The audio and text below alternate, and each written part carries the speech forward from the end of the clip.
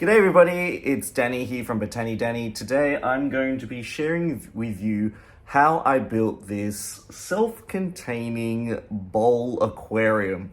So the idea for this fish bowl terrarium came about actually from a challenge that I was doing with my good friend Pete from PLB Green, who also has a YouTube channel, so you should definitely check that out. But basically we were creating themed terrariums around the shape of different containers that we could find, as well as the sort of plants that we do when we were kind of doing like a challenge. And I think the theme for this particular bowl challenge was island. And so we had to build an island in the center, use white sand, and then try and create an island effect using terrarium plants. And so I guess the idea for this fish bowl kind of started from there, from that comp. So I initially started with just this big bowl that I found from a discount store.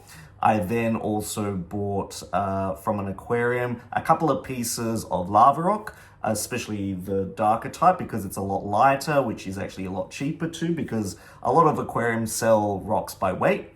I then went to my local nursery where we found some really cool terrarium plants. I had some driftwood lying around, and then with a little bit of aquascaping glue. It was an afternoon of gluing things together, scaping things, and trying to build this cool rock structure in the middle, which had plants tucked in, and then I used sphagnum moss to try and draw the water up. So this bowl kind of started with a very low level amount of water, and the rest of it was just kind of air.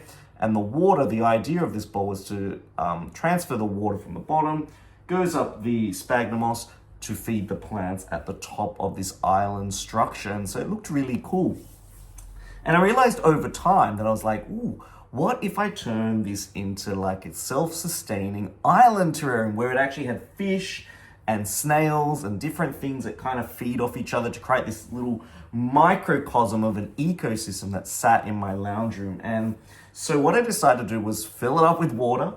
I found some duckweed and some floating plants from a lot of my other ponds. And with duckweed, you know that once you grow it, it just multiplies in the millions. And so you can just scoop it up. And I thought that the duckweed itself, which has these long threaded roots underneath, would suck up any nitrates. I also primed the water with some API, which is a product that kind of gets rid of like nitrates existing in the water. And I also added a little bit of pond water in there for a little bit of flavor so that when I transferred some of my mountain cloud minnows, they would be acclimatized a little bit easier.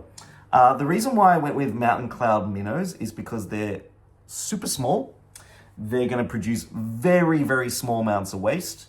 They are resistant to the cold, which means that it's winter here at the moment. When it gets to about, 2 degrees, these minnows are still going to be able to survive. In fact, they're surviving in my outdoor pond, which has no heater at all. So there is no heater whatsoever in this bowl.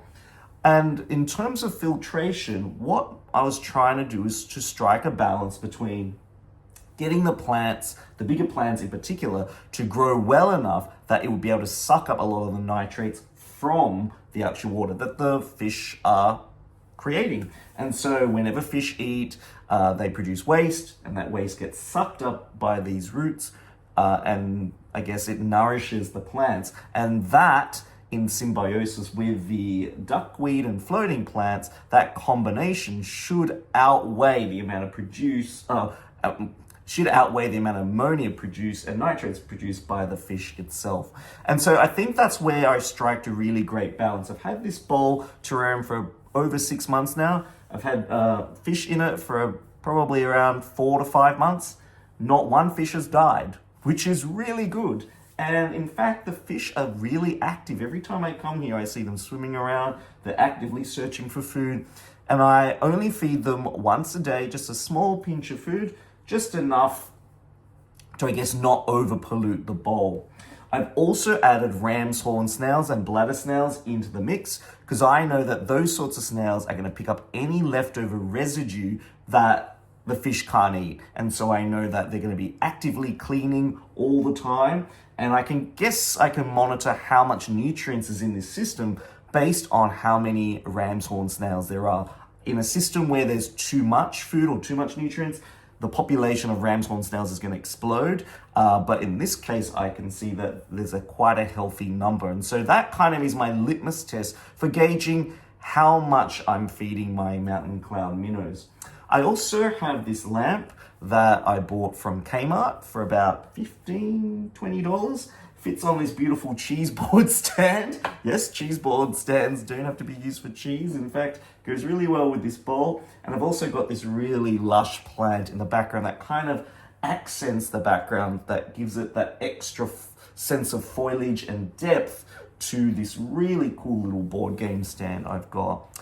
I actually really love this bowl aquarium, and sometimes I top it up with a little bit of fresh water, and I just love sitting and having my breakfast and looking at the fish swim around, and it just is this self-contained little ecosphere of creation that allows me just to be surprised at how well life can truly flourish. And yeah, so what started out as a competition now is a beautiful part of my living area. And yeah, if you want to create one of these, very easy to do. The bowl, I think, was about $40 Australian. The lamp about $20-25 Australian. And then yeah, the plants, you can either use existing ones that you got in your other aquariums, or just go to your local plant shop or nursery and get some of those terrarium plants. And yeah, look what you can create. And this is the beauty of this cool plant hobby. Yeah, so if you really like what I do and some of the creations and some of the random plant builds that I do, or just enjoy looking at things that are green, please definitely hit that subscribe button. And I look forward to bringing you more high quality living videos in the near future. This is Danny signing out. See you next time for my next video. Goodbye.